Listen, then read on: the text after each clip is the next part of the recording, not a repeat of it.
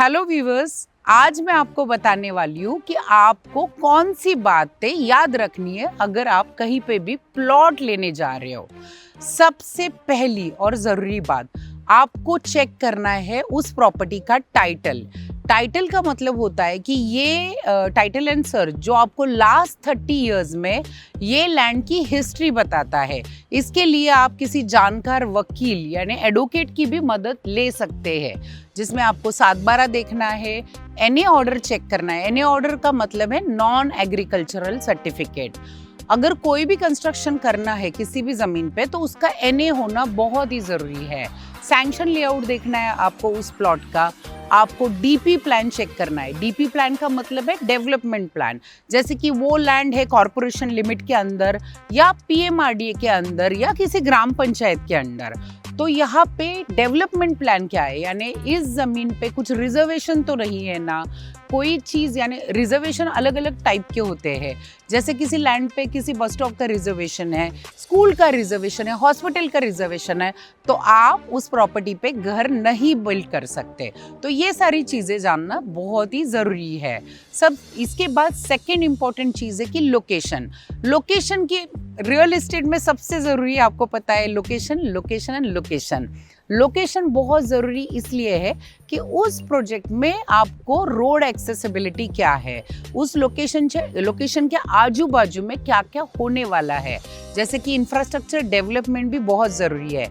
वहाँ से मार्केट कितना पास है, वहाँ से स्कूल कितने पास है, कौन से रेप्यूटेड कॉलेजेस है, कौन से रेप्यूटेड हॉस्पिटल्स है उस एरिया में, रेलवे स्टेशन कितना पास है या एयरपोर्ट कितना पास है। ये सारी चीज़ें बहुत ही मैटर करती है कोई भी प्रॉपर्टी लेने के लिए। इसके बाद थर्ड पॉइंट है कि आपके इस प्लॉट के आजू बाजू में फ्यूचर डेवलपमेंट क्या होने वाले हैं। जैसे कि क्या कोई आईटी पार्क आजू बाजू में आने वाला है, कोई ऑटो क्लस्टर आने वाला है, कोई नया एयरपोर्ट आने वाला है। इससे फ्यूचर का जो अप्रिसिएशन है बहुत ही मैटर करता है। कोई इंडस्ट्रियल पार्क अगर आजू बाजू में प्लान्ड है फ्यूचर के लिए तो डिमांड भी प्रॉपर्टी की काफ़ी बढ़ जाती है। तो ये चीज़ बहुत ही इम्पोर्टेंट है। इसके अलावा इंफ्रास्ट्रक्चर क्या दे रहा है डेवलपर उस प्लॉट में। इंफ्रास्ट्रक्चर में आपके आते हैं इंटरनल रोड। अगर कंक्रीट के अच्छे खासे 40-50 फुट के इंटरनल रोड मिलते हैं उससे आपका एफएसआई भी बढ़ जाता है। इसके अलावा आपको देखना है कि पानी की क्या फैसिलिटी है, प्लॉट में कोई पानी की अरेंजमेंट है, कॉरपोरेशन पानी प्रोवाइड कर रहा है या अंडरग्राउंड वाटर सप्लाई क्या है, ये भी मैटर करता है।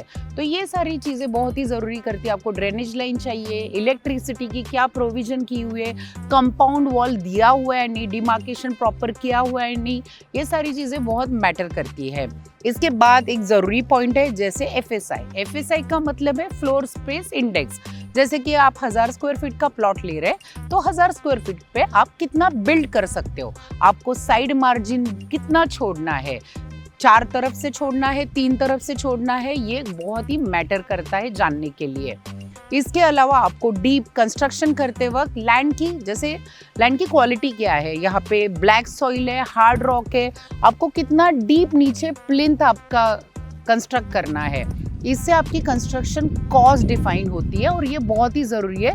कल को आपको उस प्लॉट पे घर कंस्ट्रक्ट करना है या कोई आपको कमर्शियल कंस्ट्रक्ट करना है, ये मैटर करता है। अगर कमर्शियल प्लॉट ले रहे हैं तो कमर्शियल एस्टेब्लिशमेंट आपको बनानी है।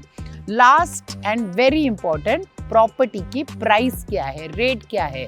इसकी सर्वे के लिए आप उस एरिया के आजू बाजू में फ्लैट का रेट क्या चल रहा है, बंगलों का रेट क्या चल रहा है, ओवरऑल गवर्नमेंट कॉस्ट क्या है, ये जानना बहुत ही ज़रूरी है रेट मालूम करने के लिए।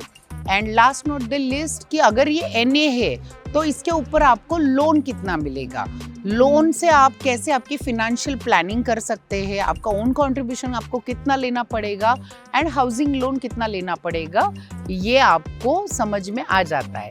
तो आज की नॉलेज की बातें यही ख़त्म होती है। Bye bye. हाँ, तो ऐसी आपको प्रॉपर्टी के ज्ञान की और भी बातें जाननी है तो फॉलो कीजिए मेरे पेज को।